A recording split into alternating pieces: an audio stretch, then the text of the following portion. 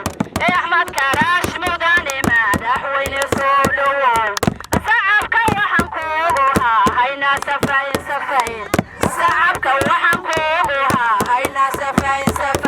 wafdi ballaaran oo hogaaminayo madaxweyne ku-xigeenka dowladda Puntland ahna kusimaha madaxweynaha dowladda Puntland Axmed Cilmi Cismaan Axmed Karaash ayaa maanta si diiran loogu soo dhaweeyay magaalada Qardho xarunta gobolka Karkaar soo dhaweynta madaxweyne ku-xigeenka ayaa waxa lagaga hortagay meel ka baxsan magaalada Qardho halkaas ay ku soo dhaweeyeen maamulka gobolka kan degmada siyaasiyiin ururada bulshada qaybaheeda kala duwan iyo nabadoono inta kadib madaxweynaha iyo wafdigiisa ayaa u soo gudbay gudaha magaalada Qardho waxaana warbaahinta uu kula hadlay madaxweyne ku-xigeenka xarunta madaxtooyada magaalada Qardho ugu horeyntii ayaa halka waxa ka hadlay gudoomiyaha degmada Qardho iyo gudoomiyaha gobolka Karkaar waxayna dhamaantood magaalada Qardho ku soo dhaweeyeen madaxweyne ku-xigeenka iyo wafdigiisa soo dhaweynaynaa madaxweynaha iyo wafdigiisa ku soo dhaw madaxweyne magaalada Qardho xarunta gobolka Karkaar magaalada Qardho xaaladeeda guud waa fiican tahay hadda waxa lagu jeedaa waqti dheer oo abaar ah magaalada Qardho waxay ku tiirsan tahay miyiga ku tiirsan tahay ilaahay waxaan ka baryaynaa inuu Ilaahay culayska ka dulqaado gurmad degdegan dabcan waa u baahan yihiin oo biyo dhaamina waxaa xadno amaanta runtii inaan soo dhaweyno madaxweynaha oo ku soo dhaweyno magaalada Qardho oo ah xarunta gobolka Karkaar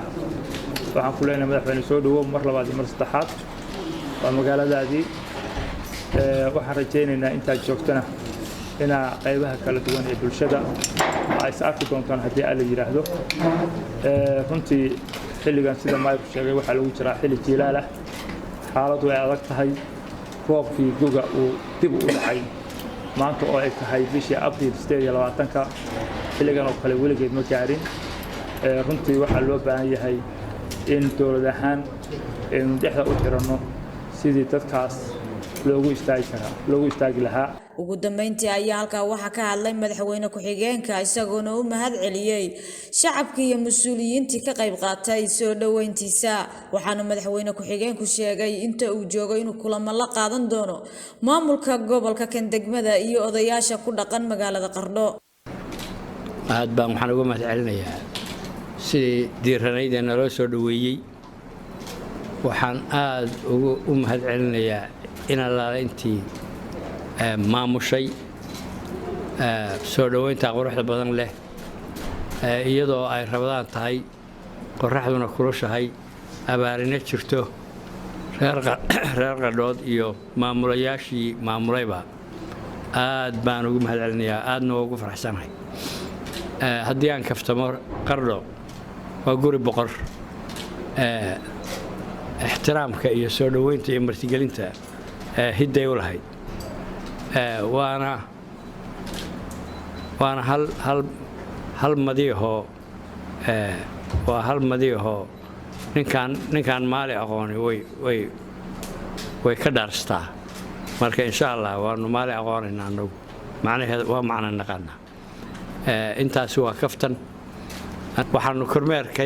caadi iska ahaa runtii oo shaqo nabadgelyada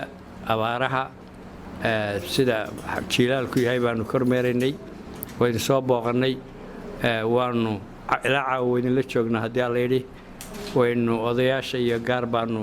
maamulka gobolka iyo degmada iyo gaar baanu u kulmid Khadra waa Birciisa Saab TV magaalada Qardho qoonmaal islaam iyo fatwa ma qabtaa weydiimo diini ah ma doonaysaa moobilkaaga inaad ka barato casharo diini ah oo af Soomaaliya islaam iyo fatwa waxaad ka helaysaa fatwa diini ah tafsiir xadiis fiqi siiro dhaqanka suuban ducooyin soo qor fatwa ama islaam una dir hal shan eber